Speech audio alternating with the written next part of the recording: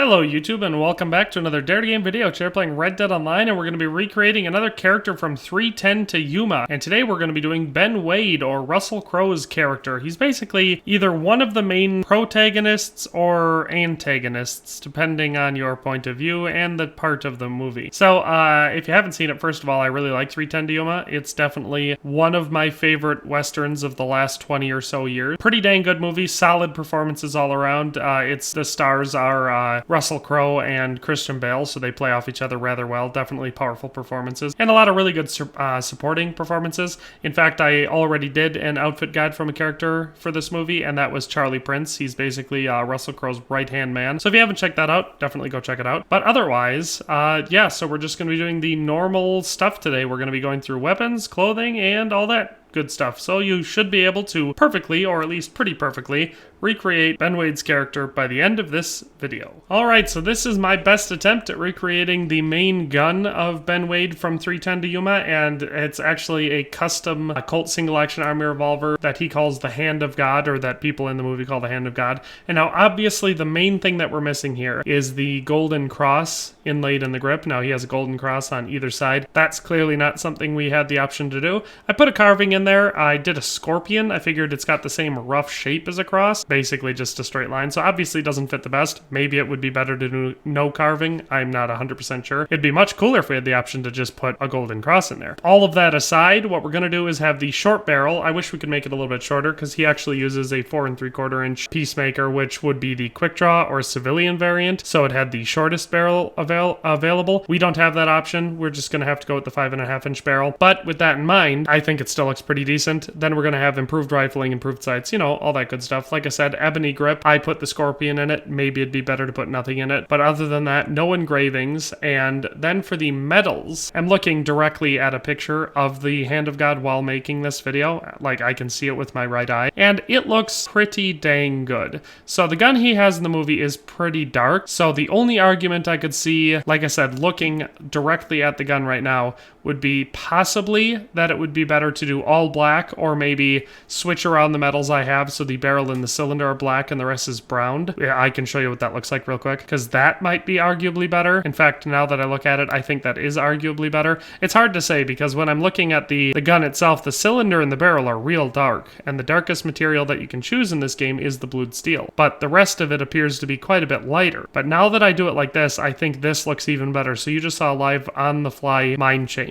So the metals we're going to be doing for this are black steel for the barrel and the cylinder, and then brown steel for the frame, hammer, sight, and trigger. I think that looks pretty dang good. And short of having a smoother, darker black grip with gold crosses inlaid in it, I think this is basically a perfect replica of the Hand of God, Ben Wade's gun from 310 to Yuma. So that's the only gun we're going to be looking at, despite the fact that he handles quite a few guns in the movie. This one is iconically his gun. So that's where we're going to leave it for weapons. Let's look at the outfit. So this is the outfit in its entirety, and I based this off of one image, the one that I'll show at the end of this outfit section. It's just him riding a horse. But he does wear pretty much the same exact outfit for the entire movie. The only thing that changes is his hat, and it's not by choice of him. He gets a different hat put on him to kind of disguise him at some point. This is not that hat. I based this off of his iconic hat from the movie. And honestly, I actually think this outfit turned out really well. I think it looks pretty dang close. It's probably one of the best ones I've ever done as far as actually looking almost exactly like it does in the movie. But to start it off with hair and facial hair, I went with a medium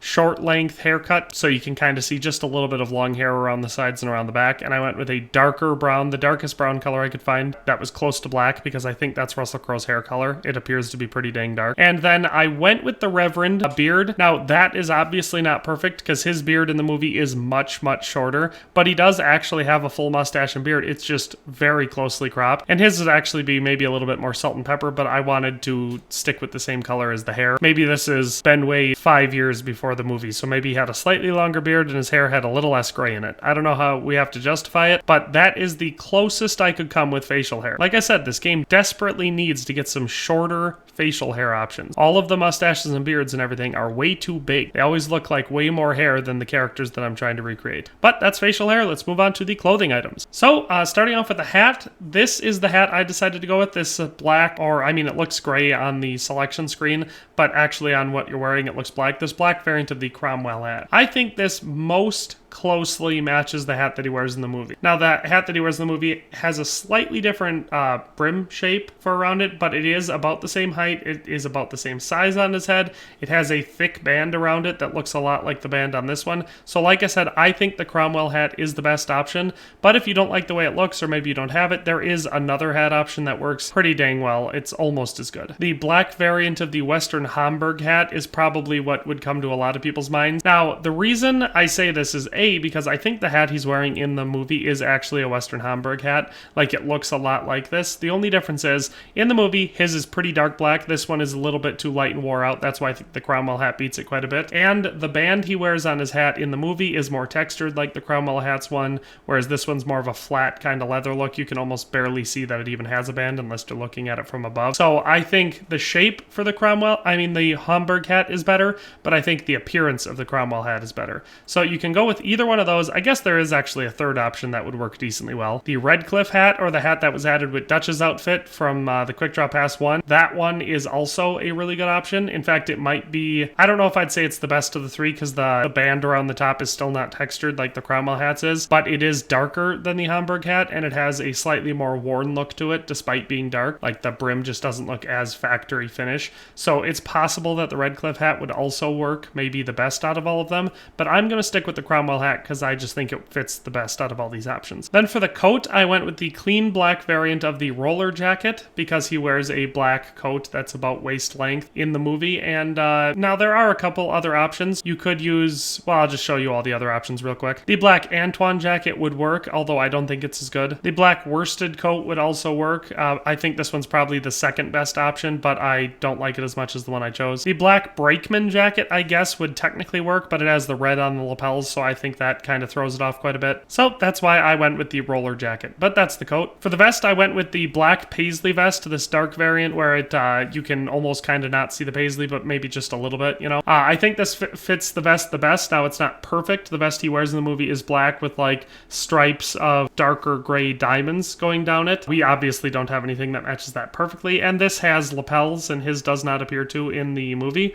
So it's not perfect, but I think it's the best. There's a few other options that I guess would also work. You could use this black and gray striped variant of the Richfield vest. It has the stripe kind of appearance to it, but it also has 2 rows of buttons, which his does not have, and the stripes are a bit too bright. They kind of pull away. His is primarily black with some gray.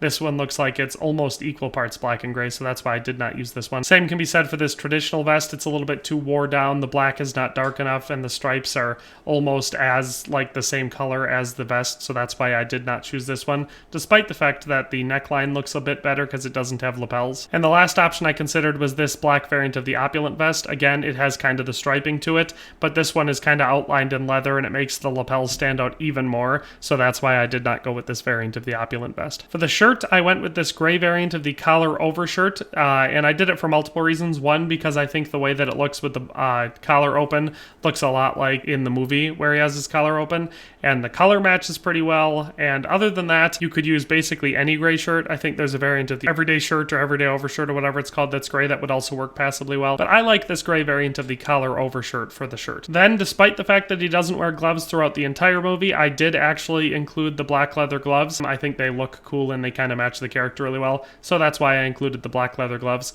You could use any type of gloves as long as they're black and plain, don't have any studding on them, but I think the leather gloves look basically perfect, so that's why I went with them. For the gun belt, I went with the brown variant of the gunslinger gun belt. I did this because I think it looks a lot like his gun belt. It's clean and kind of a darker brown look. Now, his obviously has bullets on it. I didn't match that perfectly well, but the shape and the way that it looks definitely matches his pretty well. He only has one gun, so no offhand holster, but yeah, that's the weapon equipment. For the pants, I went for the black and tan variant of the Holman pants, and I went for these because they're the closest to matching his pants in the movie. He wears black pants with a reinforced saddle section like a lot of people did back then for various reasons. The main one being it helped your pants not wear down as fast and also cushioned you a little bit so you didn't get as sore from riding horses. The inside kind of leg part, inner thigh part of his is actually quite a bit darker than this. It's either a dark gray or a real dark brown or something like that in the movie. We don't have anything that matches that very well in the game, so that's why I went with these. So they look a little off because that spot's a little bit lighter than his in the movie, but I think it matches the best and it's the best option available. For the boots, I went with the clean black variant of the tornado boots. boots or tornado boots. The reason I went with these are his boots in the movie are square-toed, not pointed, so it was either this or the square-toed stovepipe boots, and I think these ones match his just a little bit better from the movie. It's hard to tell because there's not a ton of pictures of his boots, but I think these ones match the best out of all the options available. But that is the outfit in its entirety. Like I said, this is one where there's quite a few options that you could do. There's several different options for the vest, several options for the shirt, several options for the jacket, quite a few options for the hat, the gloves, I guess pants and boots too, so this whole one could have a whole bunch of different combinations with slightly different options. But I think out of all of them, and I did test all of them, I think this combination looks the best, matches him the best from the movie. So that is Ben Wade from 310 to Yuma. But yeah, that is actually where we're going to end the episode, so I hope you liked it. I hope if you wanted to dress up like Ben Wade, or maybe you're just looking for a new outfit in general, or maybe you're just a big Russell Crowe fan, I hope this guide was useful in that regard, because honestly, I think it looks pretty dang cool. I think it turned out really well. I wasn't expecting it to look this good when I started out this video, but it turned out pretty dang fancy. I like how it looks. I think it definitely makes me feel a lot like Ben Wade from the movie, especially gunning down a bunch of people in the end, because for once I'm actually recreating a bad guy and not the hero of the movie. You know, a lot of times it feels a little off when I go on a little bit of a tiny little rampage at the end of each video, because I'm usually, you know, recreating the outfit of a good guy. But this time it fits perfectly, so if you like this video, definitely leave a like rating to show me and YouTube and anyone else that may be considering watching it that it's a great video, well worth watching. If you have any comments, questions, concerns, or most importantly, any suggestions for outfits that you'd like to see me recreate, leave those in the comment section down below, and I will attempt them. I can't promise that I'll make a video, but I can promise that I'll try to make the outfit, and if the outfit turns out good, then I'll probably make a video. And lastly, if you haven't already and you like my content, definitely subscribe to the channel and turn on notifications so you can stay up to date on all of the videos that I upload, and so you can help me reach my subscriber goal, which, as I'm sure you're well aware, is 30,000 by September and 50,000 by the end of the year. So with all that in mind, thanks a bunch for watching, and I hope you have a nice day, and we'll see you next time. Thanks for watching another Dare to Game video. If you like this video, please leave a like and a comment. If you haven't already, be sure to subscribe to the channel. If you like my content and would like to support this channel, consider becoming a member today for as little as $1.99 a month. It makes a huge difference. But in any case, thanks for watching and have a nice day. I'll see you next time.